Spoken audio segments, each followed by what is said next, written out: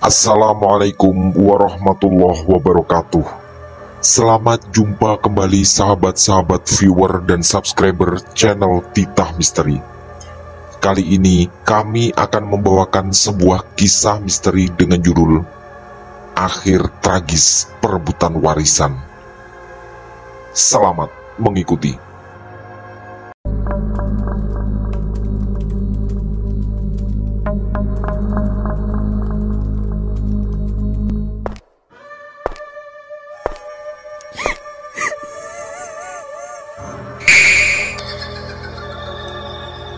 Jangan pernah mengikuti kisah ini sendirian. Persaudaraan adalah sebuah ikatan suci yang tidak seharusnya diputuskan hanya oleh ambisi-ambisi duniawi yang penuh keserakahan. Jawa Tengah, 2009. Pagi itu, mentari terbit di ufuk timur menyinari desa kecil yang dikelilingi sawah dan pegunungan. Aku, Budi, seorang warga desa yang menjalani hidup sederhana, dan tengah berkumpul dengan warga desa lainnya mengikuti prosesi pemakaman ayahku. Kehilangan beliau adalah pukulan berat bagiku. Apalagi aku harus menjalani ini tanpa kehadiran Mas Arman kakakku, yang kini tinggal di kota besar. Ini juga adalah pukulan terbesar kedua. Setelah 2 tahun yang lalu, ibu meninggalkan kami setelah sempat sakit dan dirawat selama 2 minggu di rumah sakit. Kebetulan, hanya Mas Armanlah saudaraku satu-satunya. Kami hanya 2 bersaudara dan sejak kecil sangat dekat. Walau kemudian mulai agak berjarak sejak kami berdua masing-masing menikah. Desaku adalah desa kecil di Jawa Tengah yang terkenal dengan keindahan alamnya. Tapi di balik keindahan itu, ternyata tersembunyi cerita-cerita mistis yang sering membuat bulu kuduk merinding. Rumah peninggalan ayahku terletak di ujung desa, dikelilingi oleh kebun dan pohon-pohon besar yang usianya mungkin puluhan atau ratusan tahun. Disinilah aku tinggal bersama istriku, yaitu Sari, dan melanjutkan kehidupan yang diwariskan orang tua kami. Setelah prosesi pemakaman selesai, kami kembali ke rumah. Warga desa yang datang mulai berpamitan satu persatu, hingga tinggal aku, Sari, dan beberapa saudara dekat yang masih bertahan untuk sekedar berbincang. Suasana duka yang masih pekat membuat percakapan kami terasa berat. Keesokan harinya, Mas Arman datang dari Jogja. Sejak setahun setelah menikah, dia dan istrinya memang pindah ke sana. Wajahnya yang biasanya ramah terlihat muram kali ini. Dan tanpa kuduga, dia langsung memulai pembicaraan tentang warisan ayah. Tanpa basa-basi, dia ingin rumah dan tanah ini dijual. Kata Mas Arman, dia sedang ada kebutuhan yang sangat mendesak. Aku tentu terkejut mendengar permintaan itu. Hanya saja, sebagai saudara yang lebih muda, aku tetap harus menghargainya. Kebetulan, Mas Arman 2 tahun lebih tua dariku. Dengan lembut, aku berusaha menawarkan ide agar pembahasan tentang warisan atau semacamnya nanti setelah tahlilan malam ke-100. Menurutku, itu adalah jawaban yang paling masuk akal. Tapi Mas Arman tampak tidak puas dengan jawabanku. Dengan wajah memelas, dia mengulangi penekanan pada kebutuhan keuangan yang mendesak. Tapi nuraniku mengatakan untuk tetap bertahan. Rasanya sangat tidak menghargai almarhum ayah ketika sesuatu yang sifatnya duniawi ini kami bicarakan belum lama setelah beliau meninggal. Hal itu pun dengan agak tegas kuucapkan pada Mas Arman bahwa ayah dan juga tradisi harus kita hormati. Mendengar itu, Mas Arman terlihat marah besar dan pergi meninggalkan rumah dengan wajah bersungut-sungut. Terlihat pula kekhawatiran di wajah Sari, istriku. Tapi akhirnya bisa kutenangkan karena apa yang tadi kusampaikan pada Mas Arman adalah sesuatu yang sangat wajar dan juga tidak menyalahi apapun. Hari-hari berikutnya hidupku berjalan seperti biasa.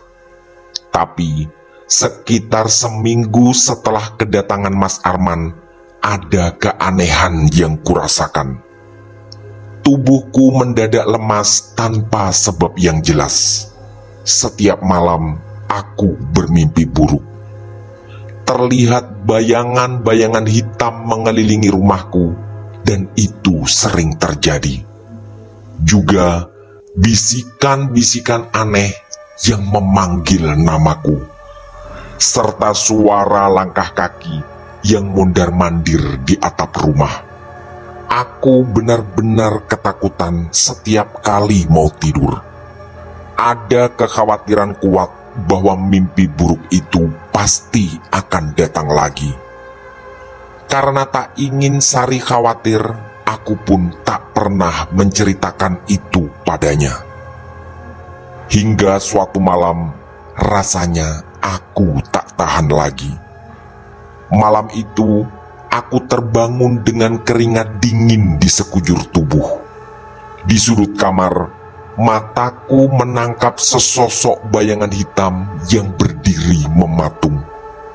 Dia menatap ke arahku dengan mata merah menyala. Aku berusaha memanggil Sari, tapi suaraku tak keluar.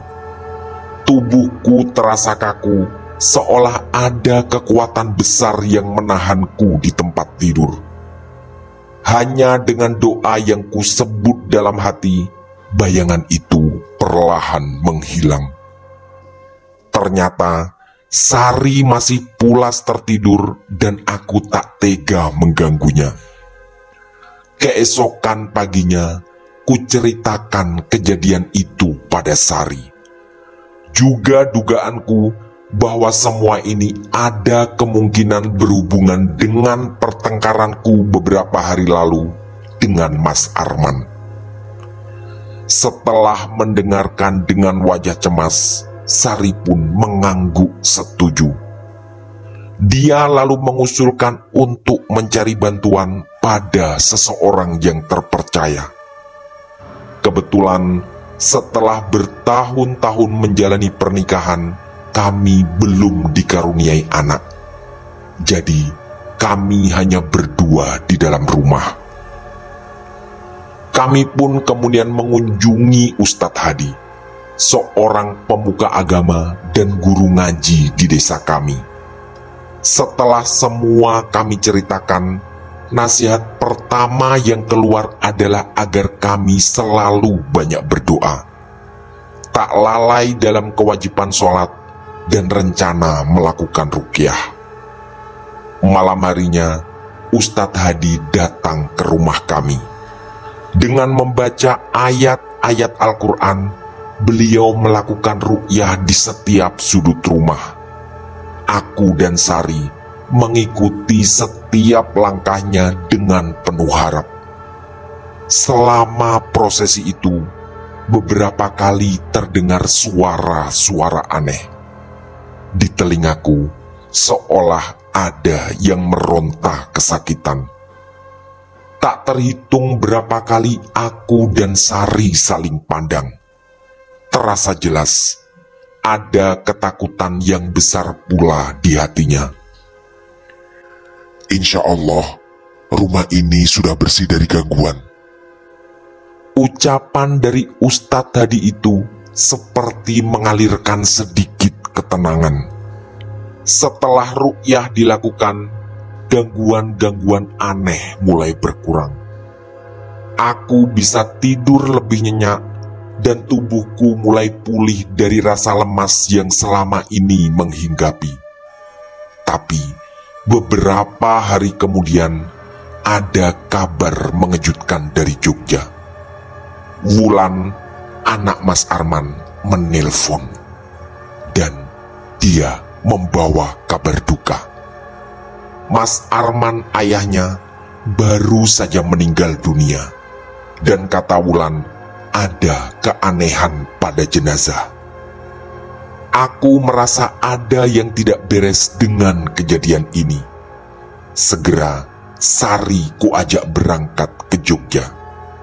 Di sana kami disambut dengan suasana pilu oleh Mbak Ratna, istri Mas Arman, dan Wulan, anak mereka satu-satunya.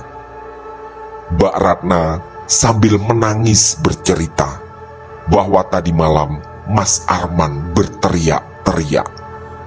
Katanya ada bayangan hitam yang terus mengejar. Mbak Ratna sempat mengusulkan mencari bantuan orang pintar, tapi Mas Arman menolak dengan alasan tadi malam tak ingin ditinggal sendiri. Dan tadi, beberapa saat sebelum Wulan menelpon, tiba-tiba tubuh Mas Arman mengejang. Dan secara ajaib, warna hitam perlahan menutupi sekujur tubuhnya, sampai berwarna gelap seperti hangus terbakar. Ketika kami datang, jenazah kakakku sudah selesai disemayamkan. Sontak, aku pun teringat kembali dugaan yang sempat berkelebat. Kejadian aneh ini mungkin membawa sesuatu yang lebih dari sekedar kematian alami. Teringat kembali perdebatan kami tentang warisan dan gangguan yang kualami setelahnya. Otakku kemudian menangkap sebuah kemungkinan buruk. Bisa jadi Mas Arman mengirim sesuatu semacam santet, dan santet itu kembali padanya. Walau aku sendiri tak benar-benar yakin, tapi dugaan kali ini bukanlah tanpa dasar.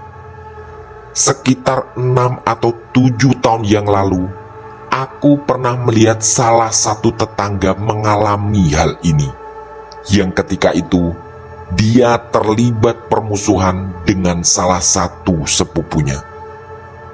Sang sepupu mengaku sering mengalami gangguan gaib, tapi justru tetanggaku yang kemudian meninggal secara aneh. Ketika itu, beberapa sesepuh desa seperti bulat dalam satu kesepakatan, yaitu ada santet yang dikirim tapi kembali mengenai pengirimnya. Entahlah, yang jelas dugaan itu tak bisa hilang dan terasa cukup kuat di pikiranku. Dalam perjalanan pulang, otakku terus berputar. Meskipun ada rasa marah dan kecewa pada Mas Arman, jujur, aku juga merasa sedih dengan kepergiannya. Walau sejak beberapa tahun terakhir, dia tak pernah bersikap baik padaku. Sepeninggal ayah dan ibu, Mas Armanlah satu-satunya saudara yang kumiliki. Terlantun doa dalam hatiku agar Mas Arman mendapat ampunan dan menemukan kedamaian di alam sana.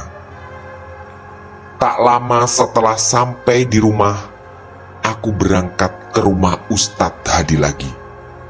Pada beliau, kuceritakan semua yang terjadi sekaligus dugaan yang tiba-tiba muncul di benakku. Tak lupa, kuceritakan pula tentang kejadian yang menimpa salah satu tetangga beberapa tahun yang lalu. dengan kalimat yang jelas dan padat, kusampaikan pada Ustadz Hadi bahwa mungkin Mas Arman mengirim santet dan kembali padanya, sekaligus minta pendapat serta pandangan dari beliau.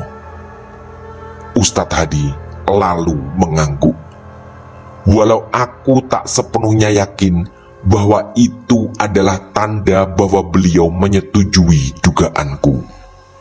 Kemudian, dengan tutur yang bijak dan lembut, beliau menasihati lagi tentang pentingnya selalu menjaga hubungan dengan Tuhan Yang Maha Kuasa, serta membuang jauh-jauh semua niat dan tindakan jahat yang bisa jadi mencelakai orang lain. Tak lupa, beliau juga mengajakku agar selalu mendoakan almarhum Mas Arman. Waktu pun bergulir kembali dan ketenangan perlahan kurasakan. Satu hal yang kuingat dan lalu kugarisbawahi, bahwa warisan dari ayah tidak seharusnya menjadi sumber pertikaian lagi.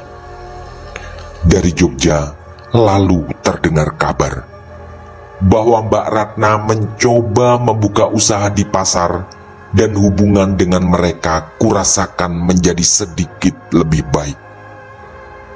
Meski gangguan-gangguan gaib telah mereda, aku merasa ada sesuatu yang belum tuntas. Malam-malamku masih dihantui oleh perasaan cemas yang sering tak beralasan. Setiap kali menutup mata, bayangan Mas Arman dengan tatapan penuh penyesalan selalu muncul. Meskipun aku telah merasa ikhlas, mungkin masih ada yang tertinggal. Suatu malam, terdengar suara ketukan pelan di pintu depan. Aku membuka pintu, dan ternyata ada seorang pria tua yang tak kukenal. Wajahnya keriput, dengan tatapan tajam namun bersahabat. Beliau memperkenalkan diri sebagai Mbah Karta, seorang tua yang mengaku tinggal cukup jauh. Desanya sekitar 10 km dari rumahku.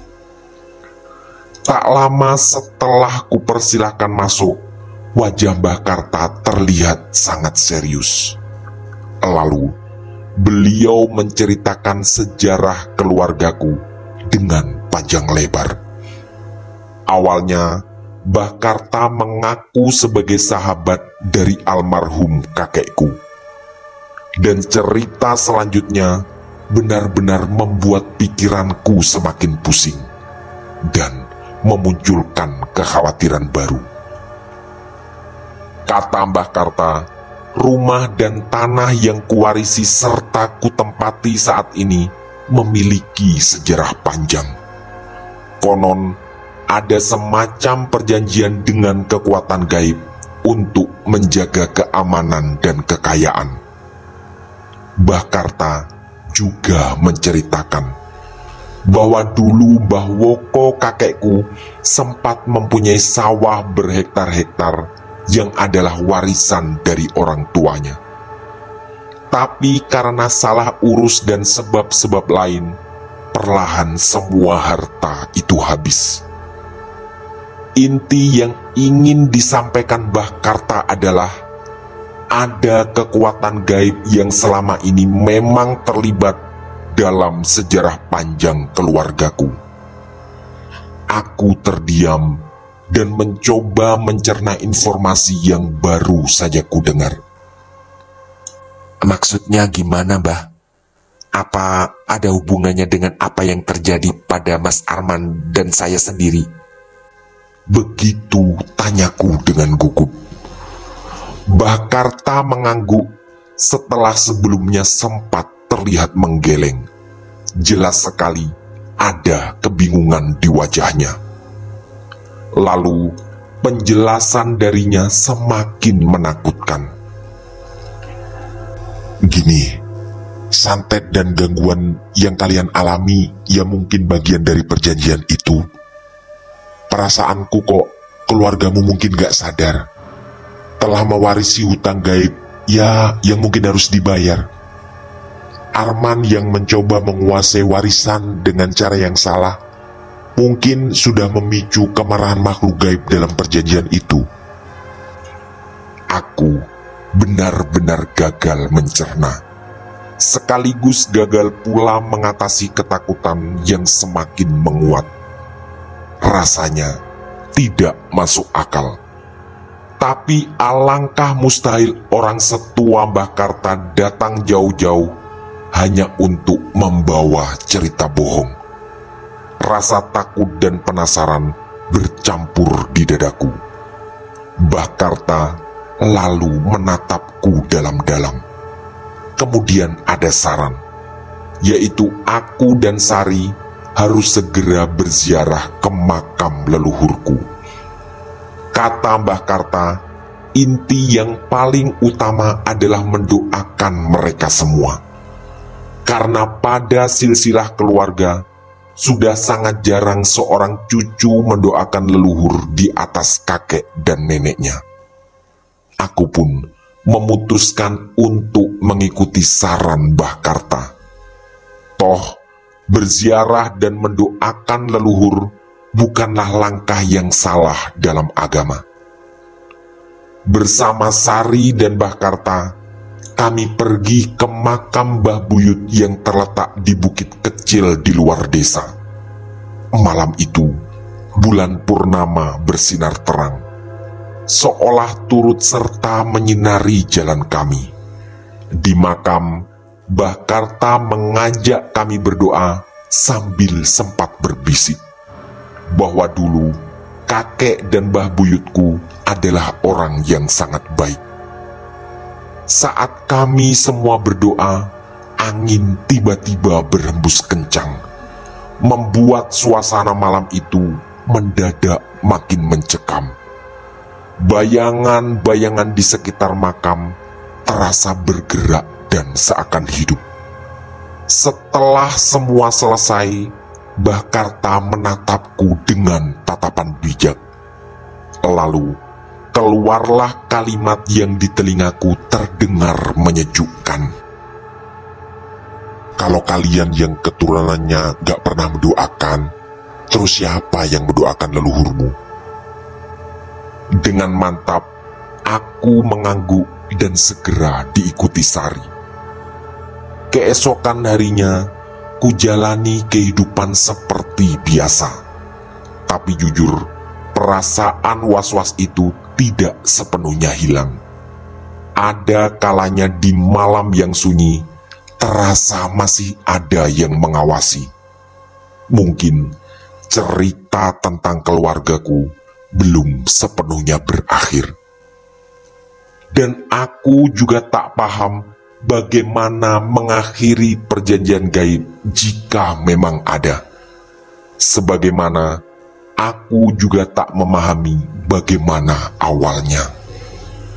Ada sesuatu yang mungkin masih tersembunyi.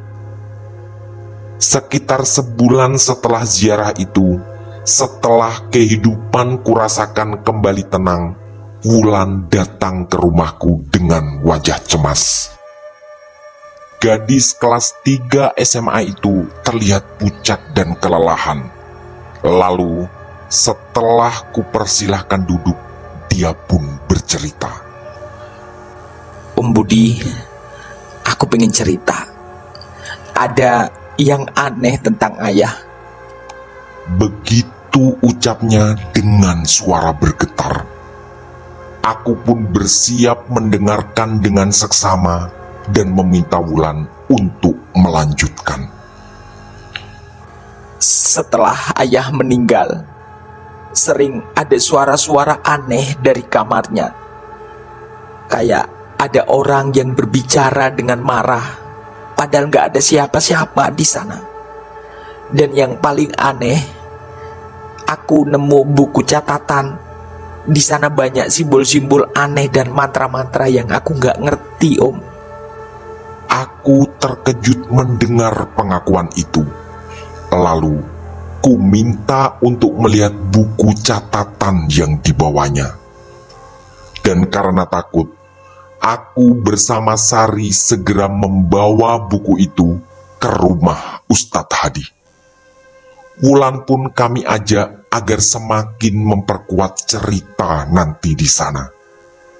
Di rumah Ustadz Hadi, beliau langsung serius begitu membaca awal catatan.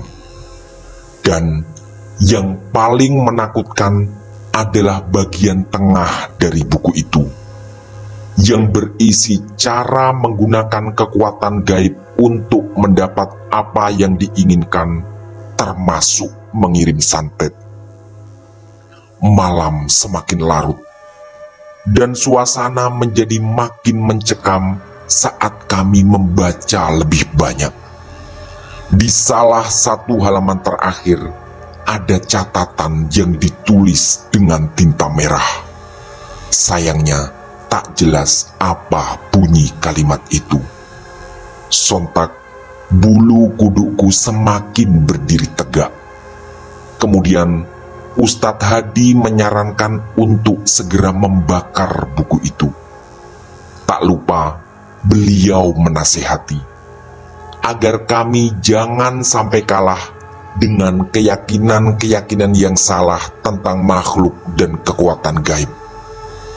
Di belakang rumah Ustadz Hadi, buku aneh itu dibakar.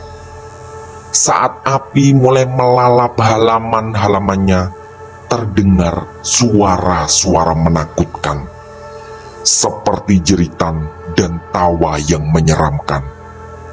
Aku merasakan aura gelap perlahan menghilang seiring buku itu menjadi abu. Setelah prosesi pembakaran, perlahan ketenangan mulai terasa. Pada Wulan yang pulang keesokan harinya, kami menitipkan salam pada Mbak Ratna, sekaligus mendoakan agar usahanya segera berkembang. Tapi, jujur, perasaan bahwa ada yang mengawasi malam-malamku belum sepenuhnya hilang. Berkali-kali aku diganggu mimpi buruk.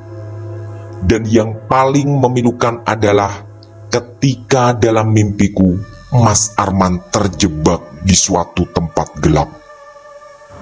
Aku hanya bisa menatapnya tanpa berbuat apapun.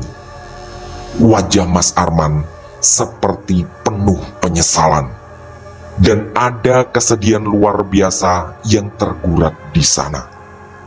Aku lalu teringat semua pesan Ustadz Hadi, terutama agar selalu mendoakan Mas Arman.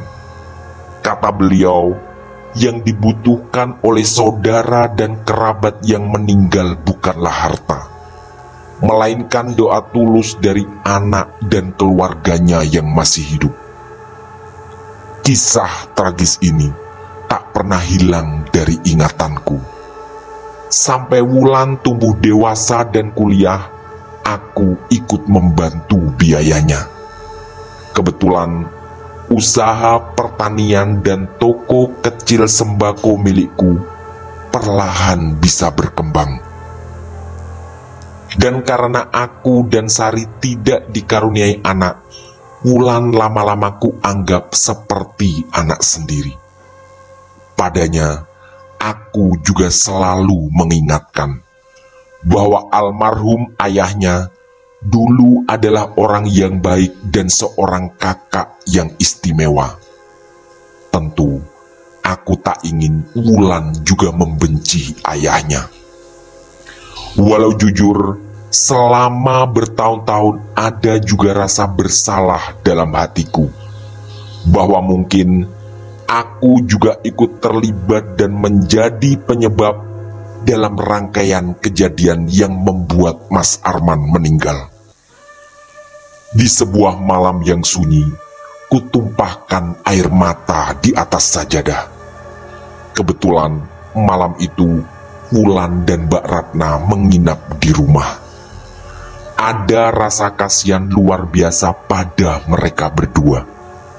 Dalam hati, aku semakin mantap berjanji bahwa Wulan keponakanku akan selamanya kuanggap sebagai anak dan akan kucintai dengan segenap jiwa raga.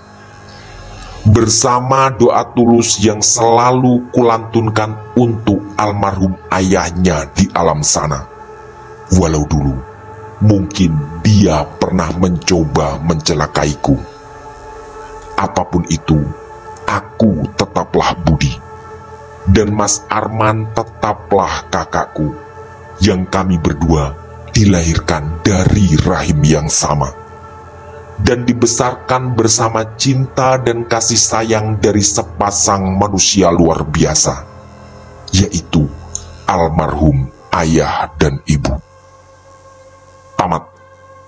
Demikian kisah misteri dari kami, akhir tragis perebutan warisan. Semoga kisah-kisah kami cukup menghibur dan menemani sahabat semua. Mohon maaf apabila terdapat kesalahan dalam pemilihan atau penuturan kata. Kami dari tim Titah Misteri mengucapkan terima kasih. Dan wassalamualaikum warahmatullahi wabarakatuh.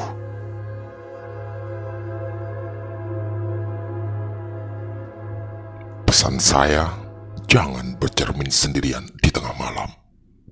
Sampai jumpa.